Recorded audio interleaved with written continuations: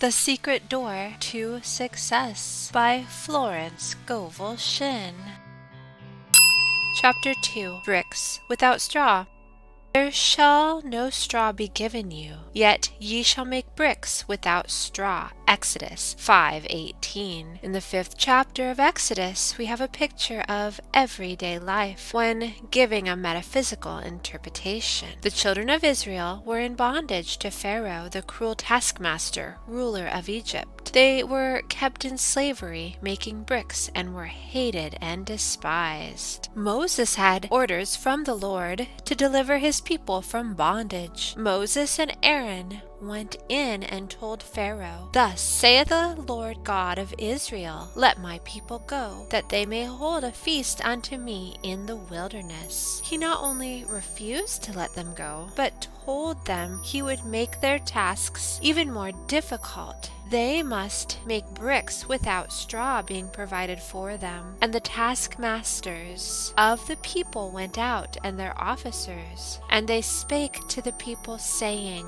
"Thus saith Pharaoh, I will not give you straw. Go ye, get your straw where ye can find it, yet not aught of your work shall be diminished." It was impossible to make bricks without straw. The children of Israel were completely crushed by Pharaoh. They were beaten for not producing the bricks. Then came the message from Jehovah, "Go therefore now and work, for there shall no straw be given you, yet shall ye deliver the tale number of bricks." Working with spiritual law, they could make bricks without straw, which means to accomplish the seemingly impossible. How often in life people are confronted with this situation. Agnes M. Lawson, in her Hints to Bible Students, says, "The life in Egypt under foreign oppression is a symbol of man under the hard taskmasters of destructive thinking, pride, fear, resentment, ill will, etc. The deliverance under Moses is the freedom man gains from the taskmasters as he learns the law of life, for we can never come under grace except we first know the law. The law must be made known in order to be fulfilled." In the 111th Psalm, we read in the final verse, "The fear of the Lord, law, is the beginning of wisdom. A good understanding have all they that do his commandments. His praise endureth forever." Now, if we read the word Lord, law, it will give us a key to the statement.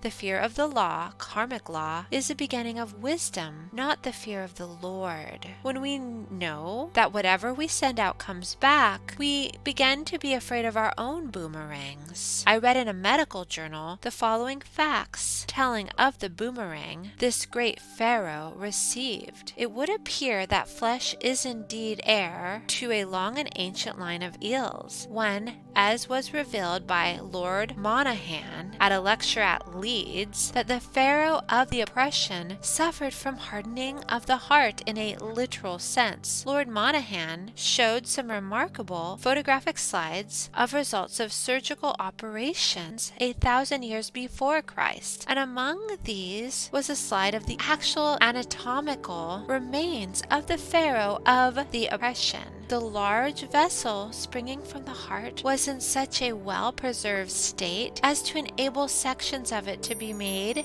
recently from the lantern slide. It was impossible to distinguish between the ancient and modern vessel. Both hearts had been attacked by atheroma, a condition in which calcium salts are deposited in the walls of the vessel, making it rigid and inelastic. An inadequate expanse to the stream of blood from the heart caused the vessel to give way. With this condition went the mental changes that occur with a rigid arterial system, a narrowness of outlook, restriction, and dread of enterprise, a literal hardening of the heart. So Pharaoh's hardness of heart hardened his own heart. This is true today as it was several thousand years ago. We are all coming out of the land of Egypt, out of the house of bondage. Your doubts and fears keep you in slavery. You face a situation which seems hopeless. What can you do? It is a case of making bricks without straw. But remember remember the words of Jehovah. Go therefore now and work, for there shall no straw be given you, yet shall ye deliver the tale number of bricks. You shall make bricks without straw. God makes a way where there is no way. I was told the story of a woman who needed money for her rent. It was necessary to have it at once, but she knew of no channel. She exhausted every avenue. However, she was a truth student and kept making her affirmations. Her dog whined and wanted to go out. She put on his leash and walked down the street in the accustomed direction. However, the dog pulled on his leash and wanted to go in another direction. She followed, and in the middle of the block opposite an open park, she looked down and picked up a roll of bills, which exactly covered rent. She looked for ads, but never found the owner. There were no houses near where she found it. The reasoning mind, the intellect, takes the throne of Pharaoh in your consciousness. It says continually, it can't be done. What's the use? We must drown out those dreary suggestions with a vital affirmation. For example, take this statement: the unexpected happens. My seemingly impossible good now comes to pass. This stops all argument from the army of aliens. The reasoning mind. The unexpected happens. That is an idea it cannot cope with. Thou hast made me wiser than mine enemies. Your enemy thoughts, your doubts, fears, and apprehensions. Think of the joy of really being free forever from the Pharaoh of the oppression.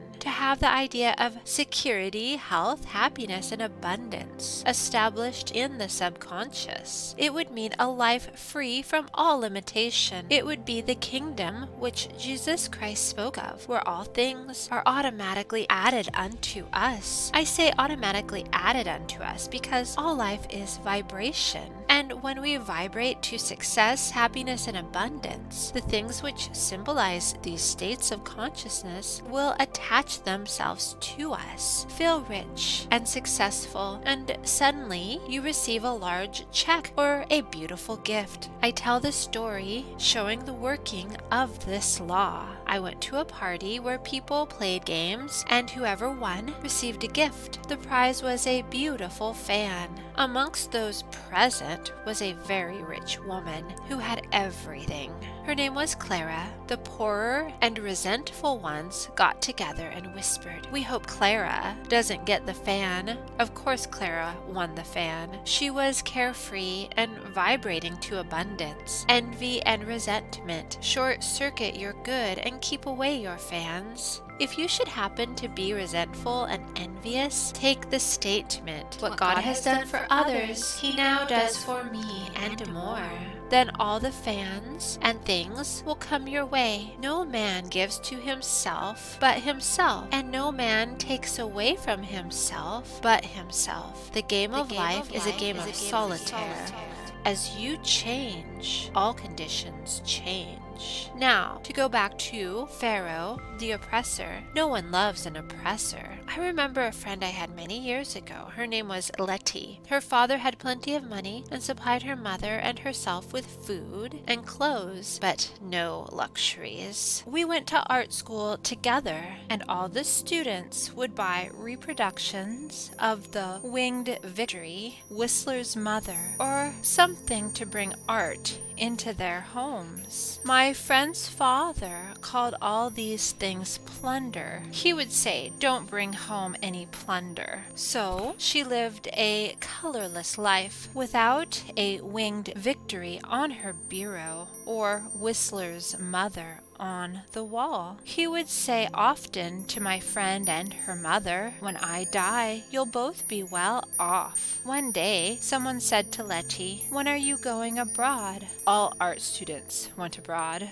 She replied cheerfully, "Not till Papa dies." So people always look forward to being free from lack and oppression. Let us now free ourselves from the tyrants of negative thinking. We have been slaves to doubts, fears, and apprehension, and let us be delivered as Moses delivered the children of Israel and come out of the land of Egypt, out of the house of bondage. Find the thought which is your great oppressor. Find the kingpin. In the logging camps in the spring, the logs are sent down the rivers in great numbers. Sometimes the logs become crossed and cause a jam. The men look for the log causing the jam. They call it the kingpin, straighten it, and the logs rush down the river again. Maybe your kingpin is resentment. Resentment holds back your good. The more you resent, the more you will have to resent. You grow a resentment track in your brain, and your expression will be one of habitual resentment. You will be avoided and miss the golden opportunities which await you